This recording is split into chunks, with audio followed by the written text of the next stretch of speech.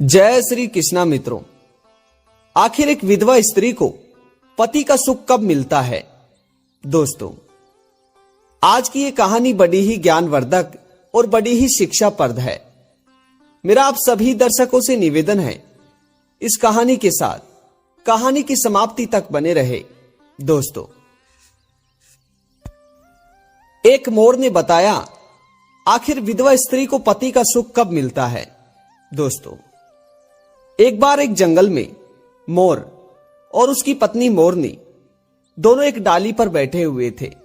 तभी मोरनी अपने पति मोर से कहती है, पिया जी, रात्रि बहुत हो रही है और मुझे नींद भी नहीं आ रही।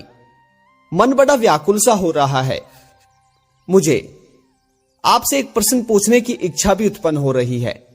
दोस्तों, तभी मोरनी की बात को सुनकर मोर अपनी पत्नी से कहता है, प्रिय, ठीक है, तुम्हारे मन में जो भी शंका है तुम मुझसे बेझिझक होकर पूछ सकती हो।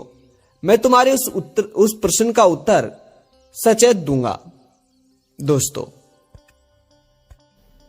तभी मोरनी अपनी पति मोर से कहती है, पिया जी, मेरा प्रश्न है कि आखिर विधवा स्त्री को पति का सुख कब मिलता है। दोस्तों, अपनी पत्नी के मुख से यह प्रश्न को सुनकर मोर मोरनी से कहता है, प्रिय, ठीक है, मैं तुम्हारे इस प्रश्न का जवाब बिल्कुल दूंगा, परंतु तुम्हें इस प्रश्न के जवाब के लिए एक छोटी सी कबूतर की कहानी को सुनना होगा। अगर तुम मेरी इस कहानी को पूरा सुनोगी तो तुम्हारे इस प्रश्न का जवाब तुम्हें इस कहानी में ही मिलेगा।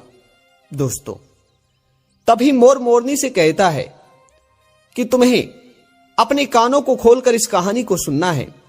अगर इस कहानी को सुनते समय तुमने अपना थोड़ा भी ध्यान भटका दिया तो यह कहानी तुम्हारी समझ में नहीं आएगी, क्योंकि यह कहानी बड़ी ही ज्ञानवर्धक और बड़ी ही महत्वपूर्ण है। दोस्तों, इस कहानी को शुरू करने से पहले मेरा भी आप सभी से निवेदन है कि कहानी के साथ कहानी की समाप्ति तक बने रहे। और अभी तक चैनल को सब्सक्राइब नहीं किया तो एक सब्सक्राइब अवश्य करें, क्योंकि आपका एक सब्सक्राइब हमारे लिए काफी मायने रखता है।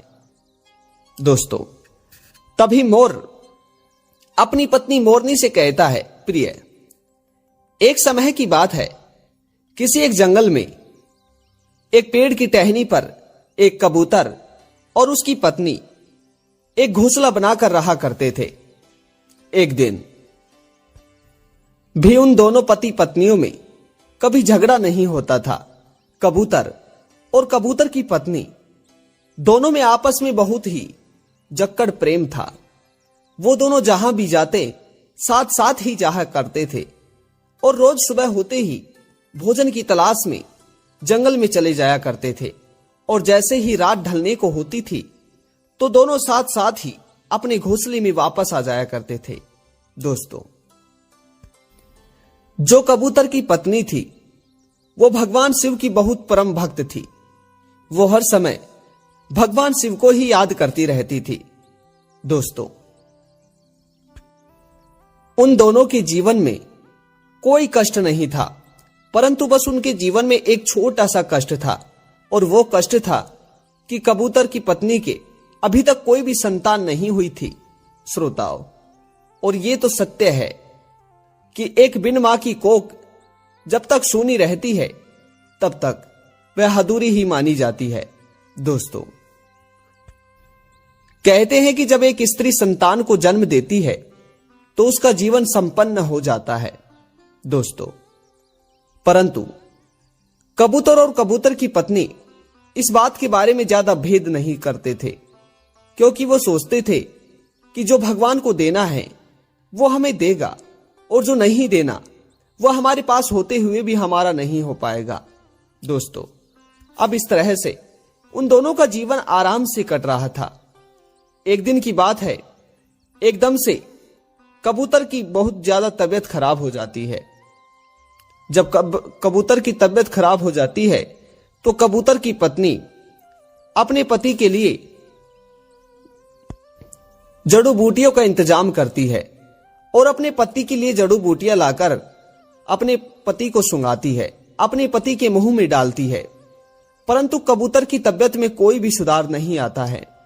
दोस्तों, उसके बाद में कबूतर की पत्नी अपने जंगल के सबसे बड़े वेद को बुलाकर लाती है, और जब वेद कबूतर को देखते हैं तो वेद कबूतर की पत्नी से कहता है कि सुनो, इसकी तबीयत बहुत ज्यादा खराब है और मुझे नहीं लगता कि ये बच पाएंगे, लेकिन मैं अपनी पूरी कोशिश करूंगा कि इन्हें बचा पाऊं।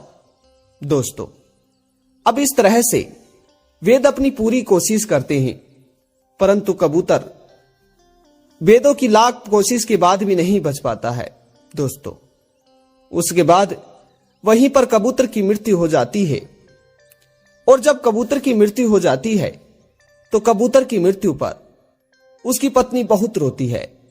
दोस्तों, इस तरह से अब कबूतर की पत्नी अकेली हो जाती है। वो बेचारी कई दिनों तक तो भोजन तक नहीं खाती है।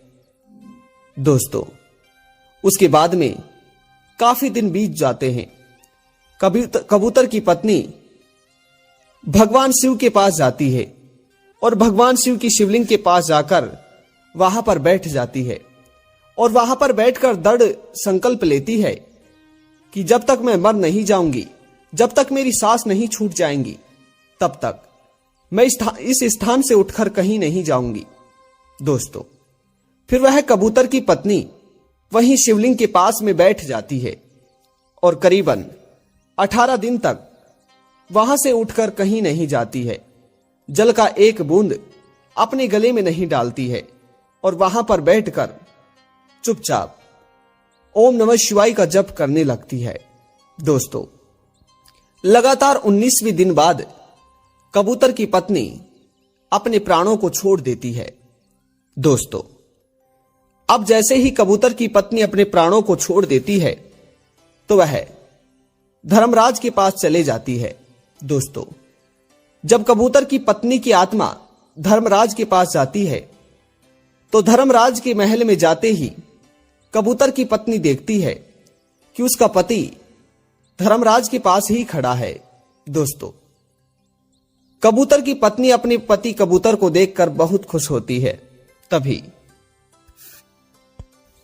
कबूतर अपनी पत्नी से मिलता है। श्रोताओ, उसके बाद में धर्मराज कबूतर और उसकी पत्नी की जीवन का लेखा जोखा देखते हैं, और धर्मराज कहते हैं कि अगर तुम्हारे जीवन का लेखा जोखा अच्छा है तो तुम्हें पुनः मिलन और स्वर्ग की प्राप्ति होगी। श्रोताओ, उसके बाद में जब धर्मराज लेखा जोखा देखते हैं तो कबूतर और कबूतर की पत्नी का लेखा जोखा बिल्कुल सत्य था, और उन्होंने अपने जीवन में कोई पाप नहीं किया था। उन्होंने हमेशा निर्धन की सहायता की थी और अच्छे के साथ अच्छा। दोस्तों, इस तरह से फिर धर्मराज कबूतर और उसकी पत्नी को एक जगह मिलवा देते हैं, और कबूतर और उसकी पत्नी को स्वर्ग की प्राप्ति होती है। दोस्तों, इस तरह से उसके बाद में फिर मोरनी से कहता है कि प्रिय, तुमने कहा था कि कौन सी स्त्री को विधवा होने के बाद कब पति की सुख की प्राप्ति होती है, तो तुम्हारे प्रश्न का जवाब है कि जब जो स्त्री दान पुण्य करती है, धर्म कर्म करती है और अपने पति की सेवा करती है, उसे मृत्यु के बाद पति की सुख की प्राप्ति होती है। दोस्तों, यह बात मैं नहीं कहता, जो धर्म और पुराणों में लिखी गई है उसी बात को मैंने आज आपके सामने प्रस्तुत की है। श्रोता, आप सभी को यह छोटी सी कहानी कैसी लगी कमेंट बॉक्स में अवश्य बताइएगा। एक बार पुनः मिलते हैं नई वीडियो नई जानकारी के साथ। धन्यवाद।